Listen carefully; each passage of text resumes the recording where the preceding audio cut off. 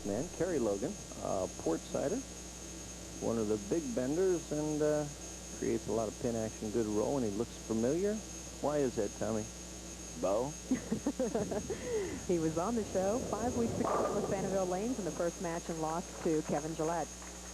As Timmy opening with a great shot. And speaking of great, How about that good-looking crew? I might be a little prejudiced, but that's my young daughter, Carissa, and little David. He's 3 and she's 5, and Mommy Sandy right back there. She does a great job while we're normally doing the show, but she woke up early today, and I flew him in the car and drug him along.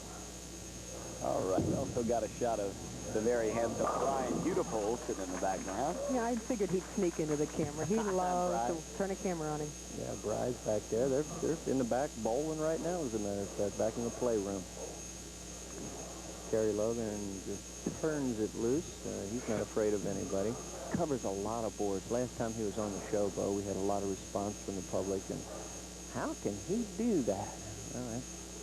He's been doing it for a lot of years, and it's created with wrist roll and finger flick. And right there, he just flicks it off the end of his fingers, creates the rotation and turn, and that is the reaction we all strive for. You know, Kerry is no stranger to Hyde's Lane. Way back when I was dating my husband, they were teammates here at Hyde's on Friday nights. So I used to come down and watch them both bowl here, and they had a good time, besides being good. Had a good time drinking a few Hudys, because I was on either on the same team or a different team, but definitely in the same league. We would pour down a few on Friday night. I find that awfully hard to believe. It is. I don't know. So, yeah, I tell you, both players perfect through the first 4 deliveries again. What are we going to see this time? I don't know. I don't know.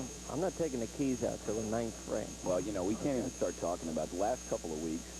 You know, we mentioned that, and then we did it again today, the mini hex, I guess. We're not going to hex them. That's We're right. really not. That's right. Can I say, though, we did have a 300 game rolled here last week. Doug Harbor on Saturday rolled the perfect 300 game. I've got the ring here. If we have time, I think we're going to give it to him on the show. Outstanding. We saw Doug a couple of weeks ago. We just watched Tim Sharp perfect through 3 as he started our first match off. First game, he had the first 4. His opponent, Kerry Logan, is going to be tough. He's not going to run away and hide. This man is good. Kerry Logan trying to match strike for strike. He lets fly, looking good. And he got it. Wide, unbelievably wide, but let's take a look at it. We're going to see his ball teetering out there around the 3rd or 4th board, and then coming back sharply. Now watch it. Right at that point, about the 4th board, and then here it comes, head pin, going to the fly to the right-hand wall, come off, kick into the 6th, then into the 10th. What we've seen is nothing but perfection. 6 deliveries, 6 strikes, both players tied 30 up, both with a double work. And Kerry Logan, lane 5, Hyde's Lane.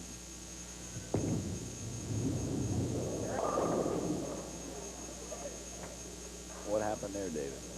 Looked like he eased up just a wee bit, and it happens so often on a delivery where the preceding shot went wide, but he got away with it. He does not want to go to the well too often, so he tightened up the shot. There you see it. He left the 4-pin, relatively easy spare, cross lane.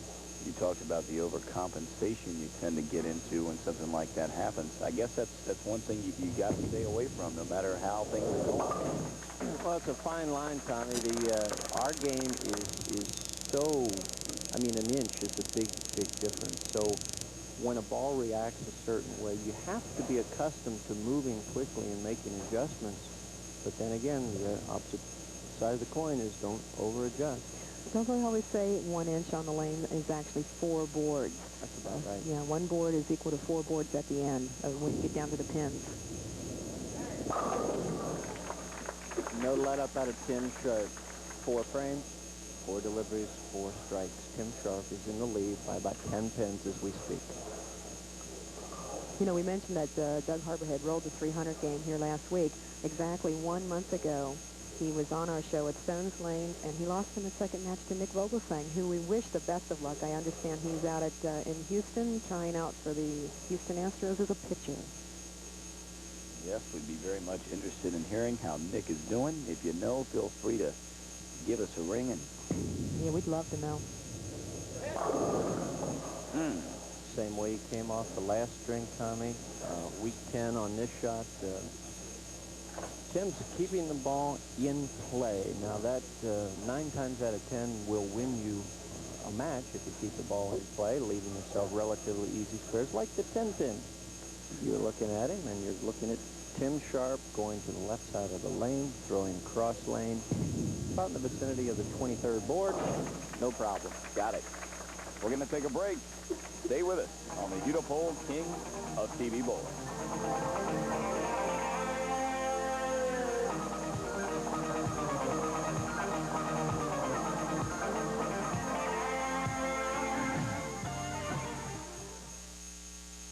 The original German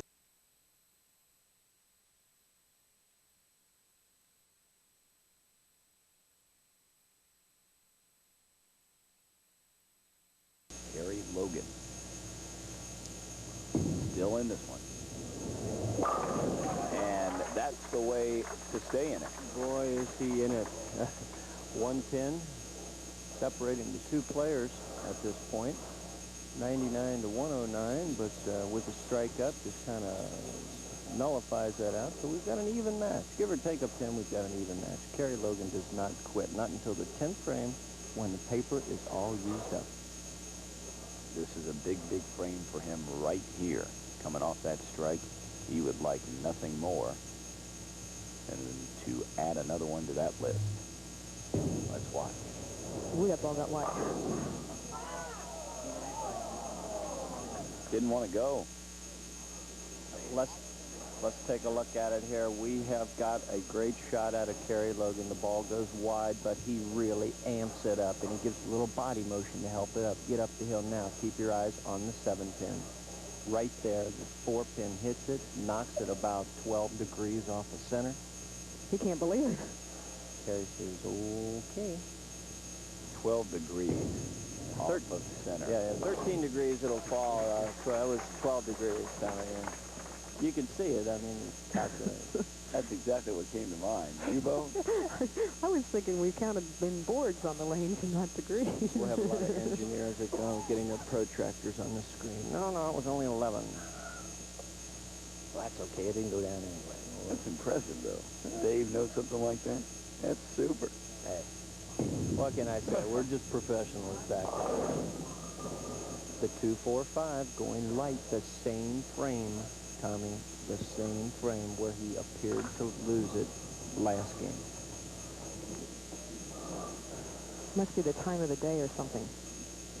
That he's same frame. Well, you know what? I should have known this before. Beer frame. And Tim, they tell me Tim's the easiest guy in the world in a beer frame, so I guess he just figures it's time to throw off.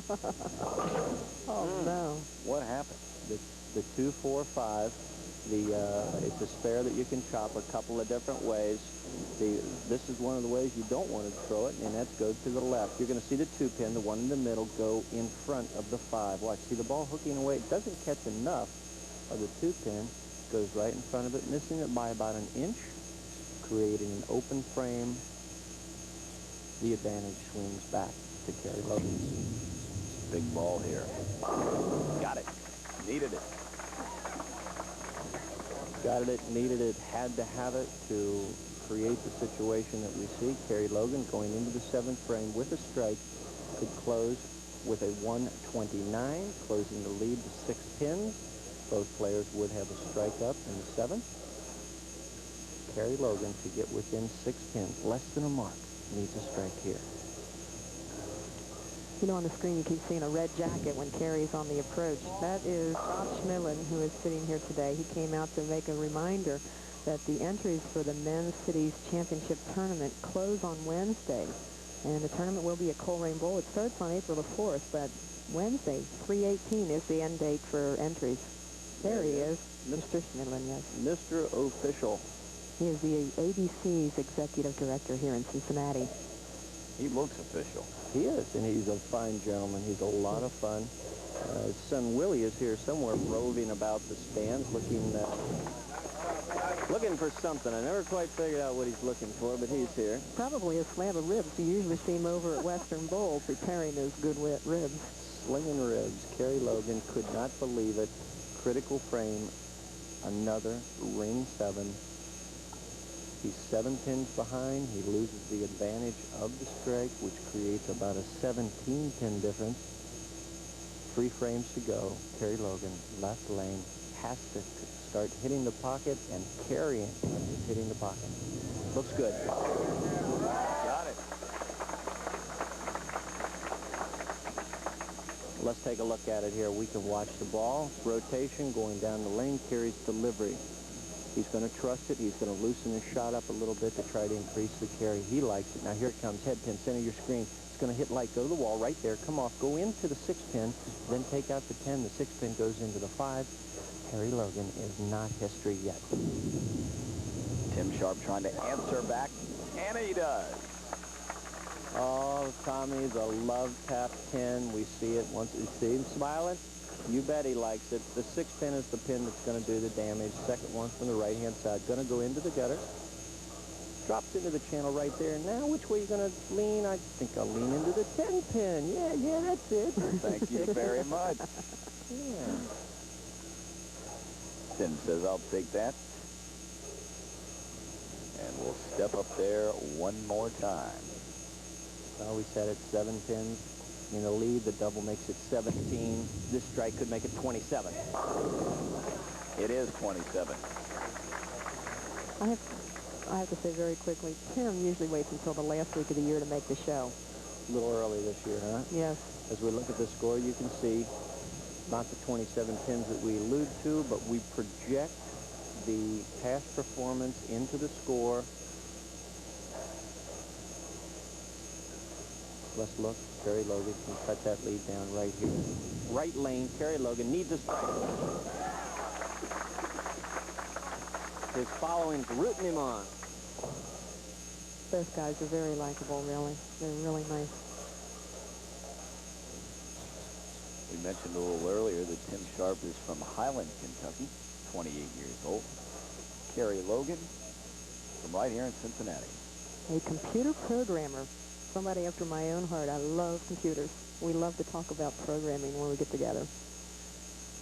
Kerry Logan, if he strikes that in the 10th, could finish with a 248. What a game to finish. And he got it. Boy, you mentioned, Dave, he had to have these. Tommy, I'm telling you, the ring 10 got him loosened up. It got him mad. What a great adjustment. Let's watch it. He's got to loosen up his swing so he can carry, and without carry, he's not going to win. Is he loose here? You bet he is. He's not flush in the pocket right now. He's just letting the ball do the job. He has put the hammer in his hand. With a strike on this ball, it's going to force Tim Sharp to strike on his first ball in the 10th frame. Oh. Just a wee bit tight, leaving the 6 pin. Tough break. We told you he was loose. He was loosened up. He carried 3 in a row. What did he do there, Bo? Looked like he tried to fit it up, didn't he? Yeah, he really did. He tried to stuff it right into the pocket. Obviously a little disappointed. Picks up the spare, but I tell you, after that one, he took a long look, wondering what happened. But a fine finish, 237. What a game. That's well above our average for the year, is it not? That certainly is. We're at the 210 clip right now. We picked up 4 pins last week, yes. Yeah. Okay, the situation is this. I had it calculated wrong. 4th week in a row, my arithmetic news was Tim Sharp has to strike on this ball to win. He's got to strike. It's there. He knew it. Didn't have to change his score sheet. What a perfect delivery. He just maxes out right there. He's been playing about 14. He gives it a little extra room and a little extra hit. The 1-3 pocket annihilated. No deflection. 10 pins in the pit. A perfect strike. What's the situation now, David? 225, all basically anything he wants to do at this point. That pin was down. That's up 11 degrees. Yeah, I thought 10. I thought 10. Tim Sharp needed the first one in the 10th frame. He jumped on it and doesn't need this spare, but he's going. It is still rocking and rolling with a Hudy Poland, right? You better believe it. All right. That sounds like a good idea.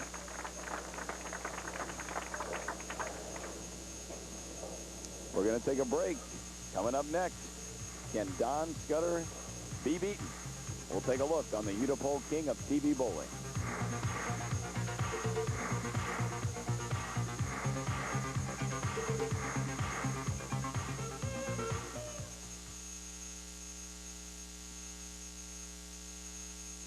Today's bowling tip is being brought to you by West Hills Ford. There are over 20 devices that I know of. Some of them do very little. Some of them try to do too much. If you want to turn the ball, watch this. You need to cup your wrist and come off the side of it. If more roll and less hook is what you're after, try this. Keep the wrist flat and stay underneath the ball. Pick one that is comfortable for you, because there's only one thing that any of these can control, and that's your wrist position. There's no device that in itself can consistently roll the ball for you. That takes some practice, some instruction, some ability, and maybe even a wrist device. Yes, I always use one, but some days I can't decide which one. Could somebody help get me out of this? Today's bowling tip has been brought to you by West Hills Ford.